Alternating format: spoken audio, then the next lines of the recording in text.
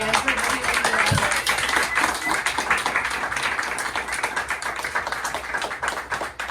Oh my God, I forgot my signed glossies from protester number 3.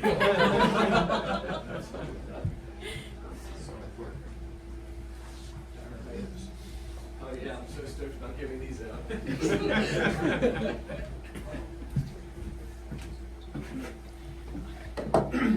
So, just thank you so much for coming out. Like, Yeah. It's really exciting to always just, especially when we have someone from Baltimore who's been to talk about, obviously. Yeah. You're just talking about their film. And so, to start us out, what got you interested in film, or what led you here to today with I'll do the I guess a long origin story very quickly. So I was raised, spent a lot of time with my very superstitious Italian godmother, Mary Lou, who I lovingly refer to as Lulu.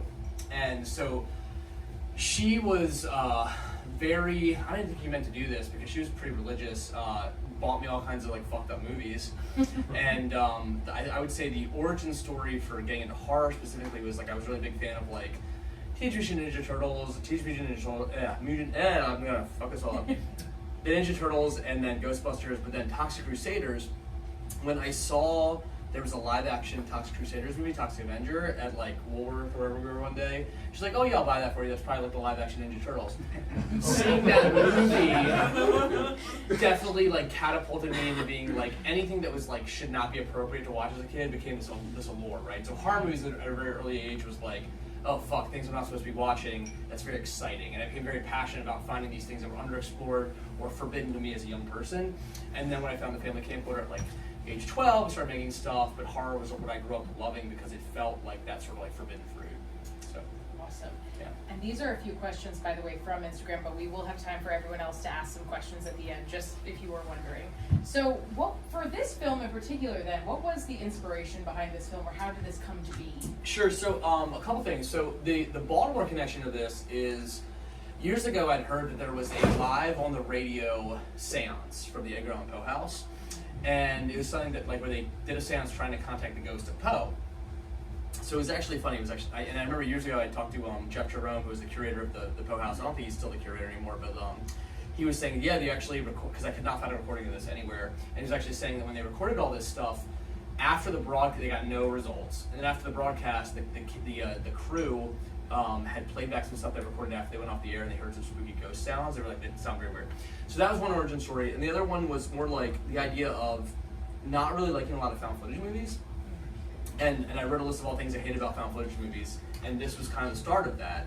Very, very quickly is the idea of like, one, the idea that when you film something and fucked up things start happening, you would turn off your cameras because fucked up things are happening, right? The origin story here would be something like, when you're forced to keep something broadcast for advertising revenue, that would immediately make more sense why the cameras don't stop rolling, right? There's a capitalist component that prolongs the narrative, and that also played into the fact that that's sort of like what we satirize with the commercials and things like that. So like I do think this movie is a little bit more inherently political than a lot of found footage movies would be. And then the other two things were like, one, when you rent a found footage movie and it comes with a UPC code on the box, that seems sort of weird. So we first released the movie, we only released it on VHS for about the first 3 months was VHS only, and it literally came with a white spot on the list at WNUF Halloween Special. Concurrently, while we did that, we also put it on torrent sites with a fake description where I said that my godmother Lulu taped this off of TV on Halloween night at days of it. So those are two things. And then finally, the third one was to tie it into the why we're recording this. For me, a lot of found footage movies are very monotonous and like one location, few actors. So when we came outside to do this, like we did the most ass-backwards way of doing it by making a really very elaborate found footage movie. But the commercial breaks were to be sort of palate cleansers, right? To be like sort of like this breaks up the monotony of one location. Because most of the Weber House stuff we shot in about we shot 40 pages in 2 days. And I think we were in the Weber House for 2.5 days. Wow. So yeah, it's pretty serious. Yeah. So on that note too, lore building is such an important part of found footage film, and it's a very labor-intensive process. So, you talk about gathering stock footage and, just going through the process of making these commercials. And so after taking all of this into consideration, did it change the way that you view or make films after making a found footage film and having to do all that work? Yes, it did in a very interesting way. So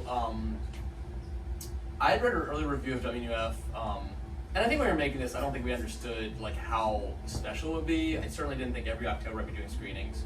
Like literally every October, I'll either go to a different city or do things here. Like so it's very special. But an early review said, WNUF is not so much a movie. And I'm like, oh God, what are they going to say?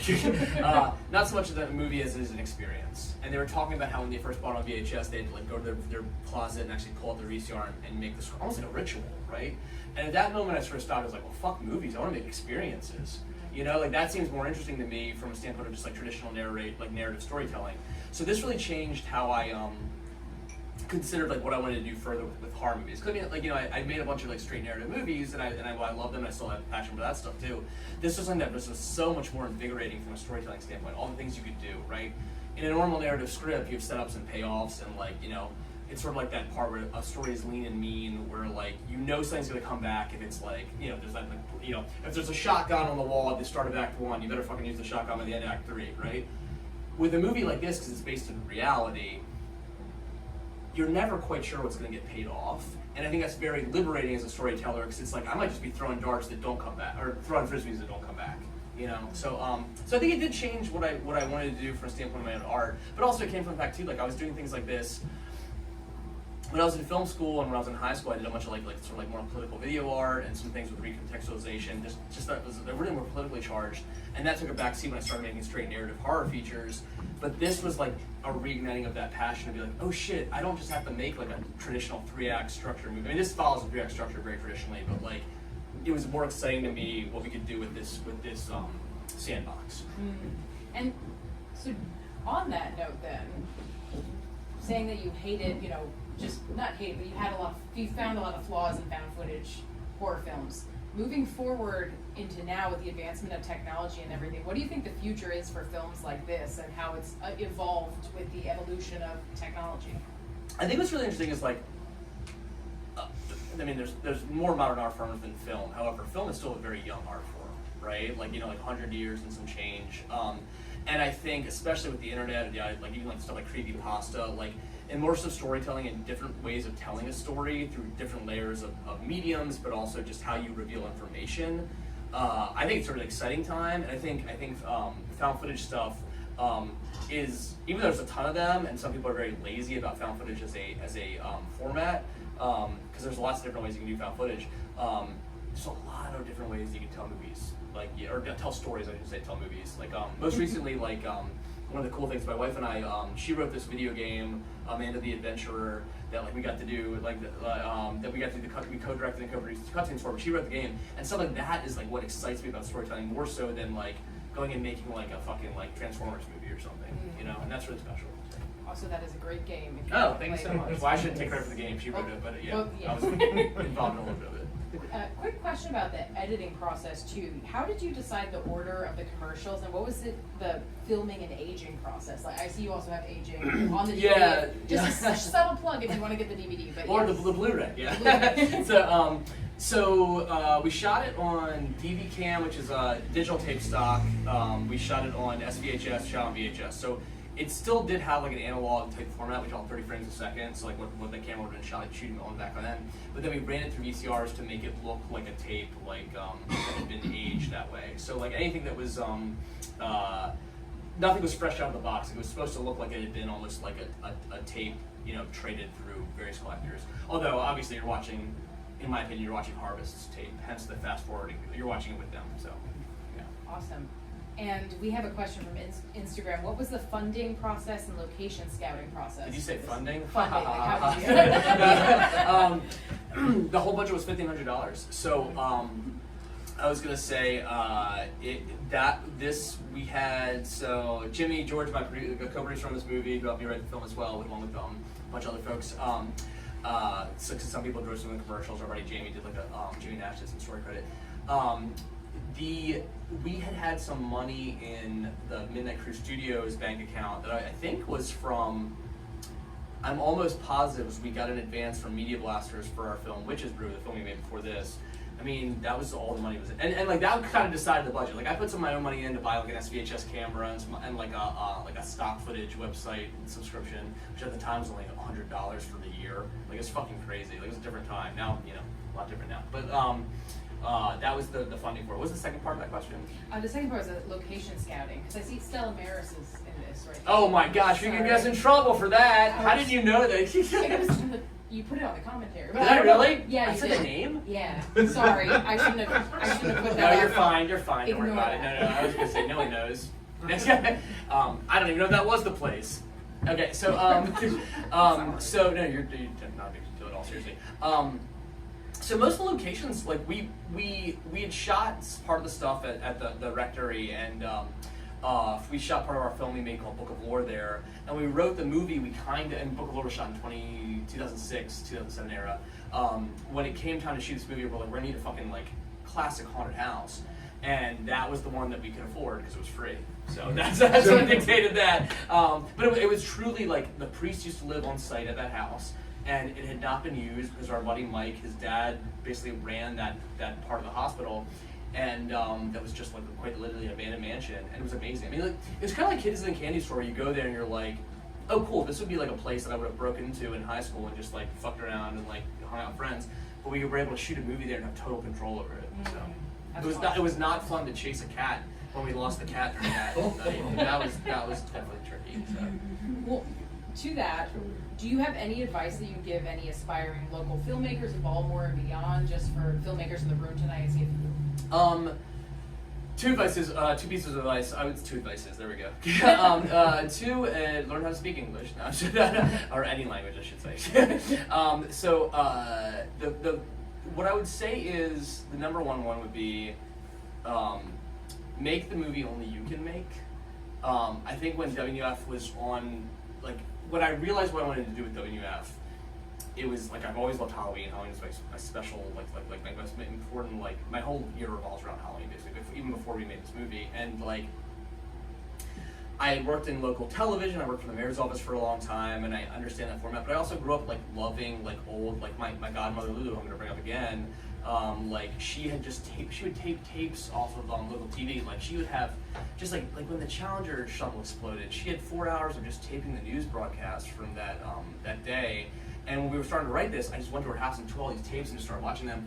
And so the idea of like, and I'm the youngest of three, I'm an accident, and it's like one of those things where like I watched a lot of movies that I wasn't supposed to be watching because they were older.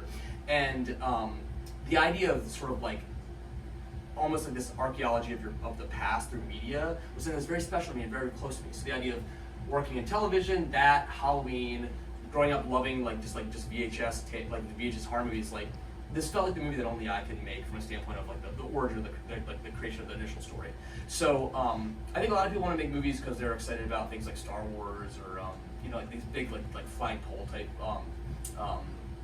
tentpole type releases. But I think like when we made this, Jimmy reminded me of something like the last couple of years that he said. He was like, Chris, I don't know if you remember this. When we made this movie, you told me, you're like, Jimmy, nobody's gonna like this movie, but we're gonna make it anyway. Because I just feel like it's something that I'm really stoked about and excited about.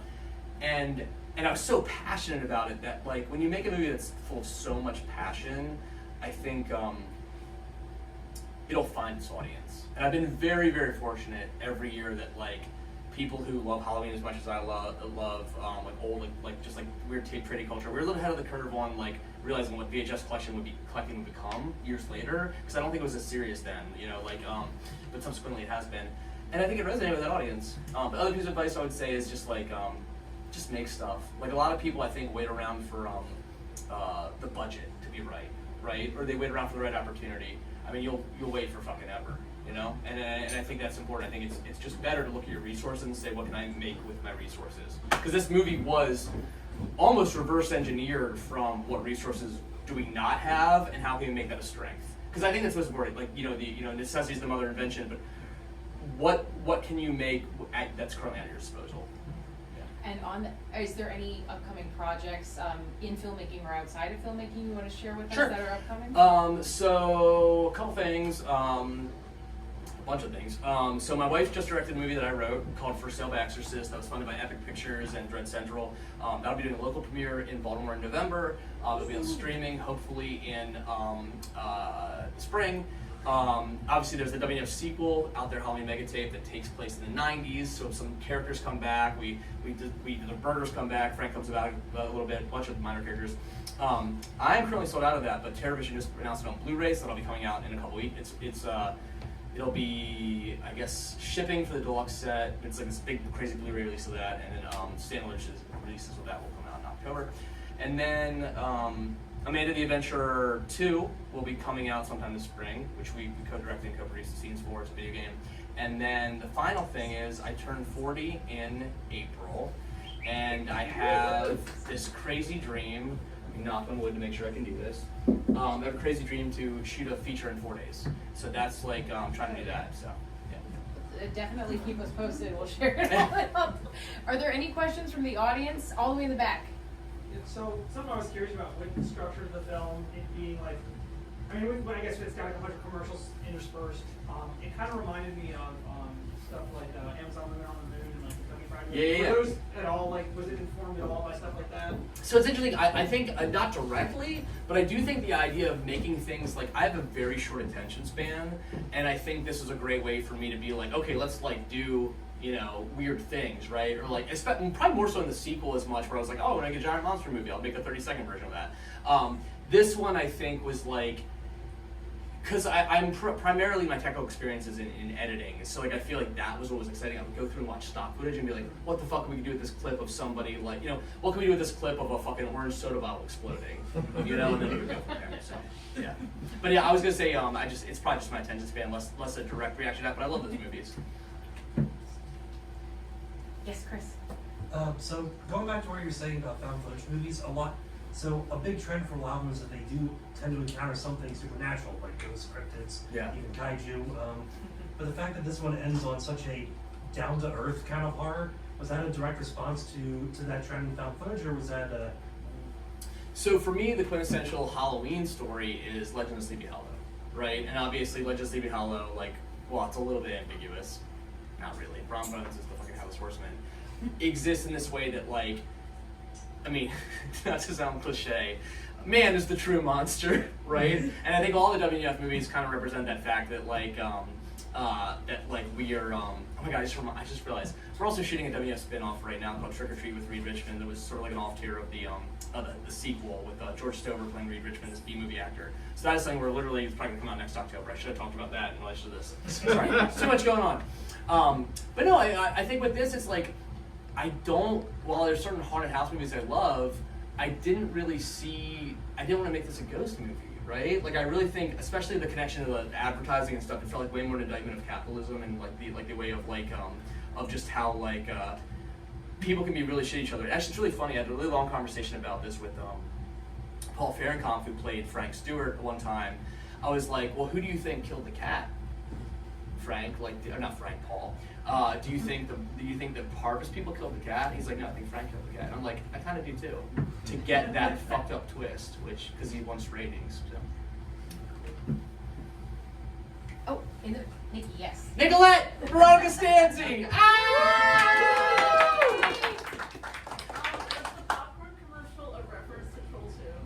Oh my god, I was gonna say, I never thought about this. So that popcorn commercial was written by Pat Stork. I'm gonna ask him, but honestly, when we read the commercials, we had probably 5 or 6 people, maybe a little more than that, dividing the commercials up, right? I wrote a bunch, Pat Stork wrote a bunch, and then a couple other people. And I literally had pulled all these stock footage clips and old B-roll that other filmmakers in the 80s and 90s that I was friends with had. And I told Pat, I was like, can you just make a popcorn commercial out of these 2 shots of popcorn I have? I didn't know what it would be like. And Pat was like, oh yeah, I got it. And that's what he wrote. But it's actually funny, the Troll 2 connection, I have to ask him about that. I don't know. Yes. Yeah, question 2. Were any of the commercials informed by Big Bill Hells? Big Bill, I don't know who that is. Fuck you, Baltimore. Oh my god! No, I think aesthetically. Honestly, the other thing I was thinking about rewatching this, this tonight in the screen we had in Plymouth the other week, was I literally got to the point where I'm using the same font for so many of these, especially the local ones, that I'd be like, all right, well I'll do a white outline with purple text for this one, and these weird color dots, but they're all very informed by that shitty the fuck you Baltimore makes a lot of sense now. The thing where it's just so simple and how do you subtly make it different each time, and I think that idea of just Arial font or Helvetica, just looking as shitty as possible. Yeah. I don't want to put anyone on the spot, but if you acted in the film, do you want to come up and take a bow? Oh, I please! just really I was wanted just to thinking we can celebrate talk to you guys. Well, Yeah. Or not. Yeah. No pressure. No, come on. Maybe Just you a should. round Yeah, of applause. Yeah. Yeah! Ian and Justin. Yeah. I was gonna say, Justin, do you want to give these out, or do you want to? Okay. Yeah. So Nicolette plays Veronica Stanzi, who is a producer. Ian is in the referee costume, outside of the house. And then Justin is the protester outside of the costume store for the harvest. Actually, Justin has a really great big part in the sequel, by the way. So yeah.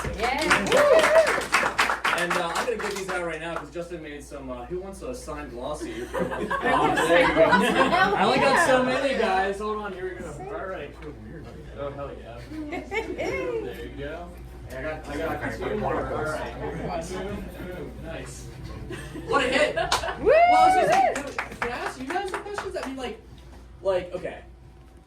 We had worked before in a lot of movies, right? So, like, this one was probably like, I really feel like I leaned into like, you're talking your background about like as a performer, because you do a lot of different things besides just acting. So, like, coming into this one, I feel like you were very excited about like the costuming stuff and playing like doing your hair like that. Yeah. Like, I was like talking the experience about this one versus compared to the other movies. And is this just like, do you remember making this? Like, I feel like this is such a fever dream making this movie. Yeah, it was so fast. Like, Yeah. I remember everything else. It was very like, this is a production Bible. Yeah. This is like a lot of conversations about like the plot and everything. This Yeah. was just kind of like, we're gonna do this like this weekend. Yeah, basically, yeah. It's so funny. And but yeah, it was fun. Yeah, it was a great time. You did a great job. And then Ian, talk to me about the night when you were outside of the house filming. Like, It was like very, very cold outside. and at first I wanted to, it's like I have that leather jacket back there. Yeah. And I wanted to wear that, but it's like, nah, let's put on this referee uniform. yeah, you got freeze for me. Yeah, that's what I said. And then Justin, okay, it was a Sunday morning, right, when we shot that? Yeah, like 7 a.m. They made us all march around outside a costume store in Towson yelling about how Halloween is evil. And people believed us that happened to be out. And a lot of people supported it. They were like, you're right, you're right. And then he took us on a hot for breakfast. That's awesome. Yeah, well, that's basically it. Are there any questions for the actors at all? Yes, we can give. Well, Or any. it wasn't necessarily the actors, but the process of the stock footage Yeah. and interjecting the targeted ads. Yeah. And the thing. What was that process, and how did you blend it Yeah. so seamlessly with stock footage, with the dating and timing and everything else? So to speak about that, like, it's interesting. We went through and found what's like the term? I always make this reference. I don't know if it's appropriate or not. It's like the idea of using every part of the buffalo, right? Mm-hmm. So I looked at any footage I had access to, either filmmakers that were making stuff in the 80s or 90s that I was friends with, stock footage stuff, as well as like just like old public domain things. I put them all into sequences. My assistant editor Danielle D'Amico, she would go to my house and she basically put them in categories. Like, this is all a sequence of farm animal footage, right? This is all a sequence of NASA footage. And then once I had those in a way where I kind of knew, like, okay, let's turn this orange soda bottle exploding into like a soda commercial.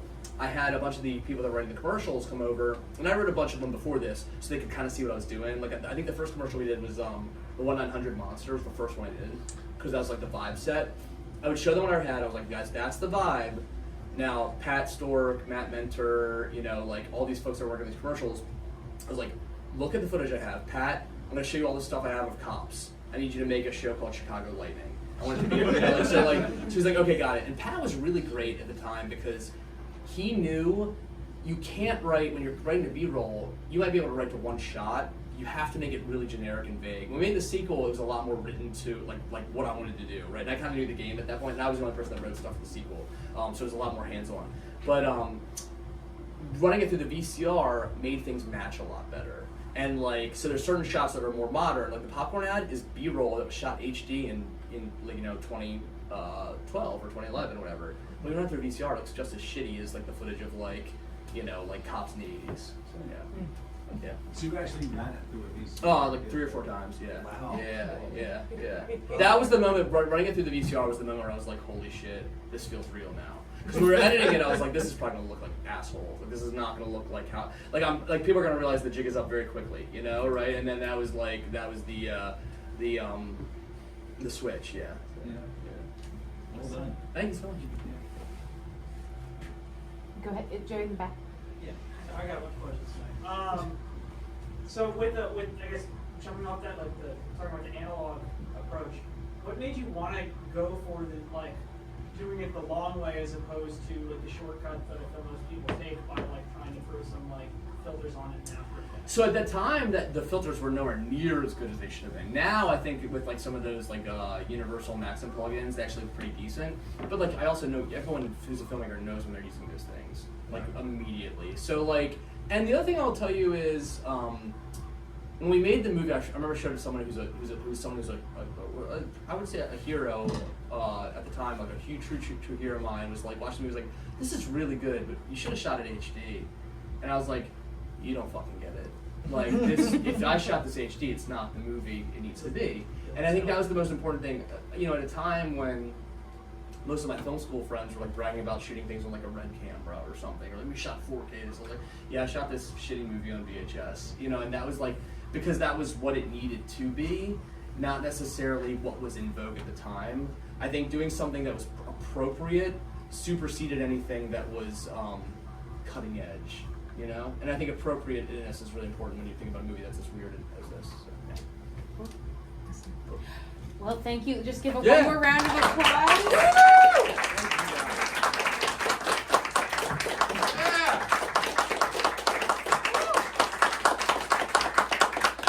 Before you go, we're gonna. Oh yes, go ahead.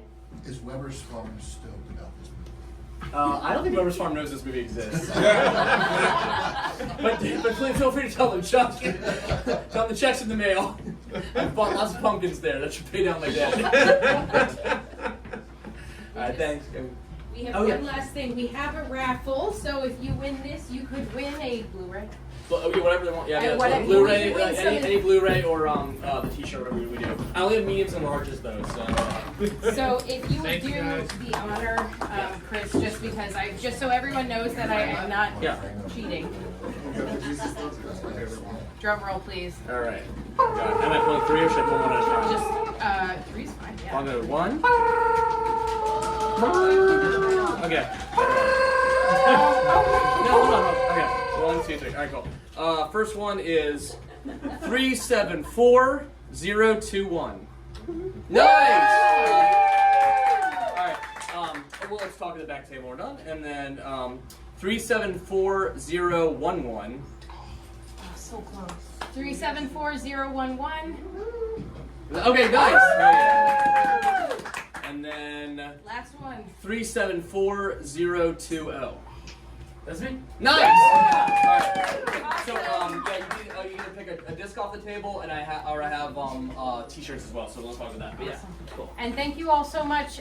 We hope to see you in October for our horror film festival. And if you have a film and you want to talk about it, just DM us for Small Doll Productions. So thank you so much. Thank you so much. I know it's fabulous.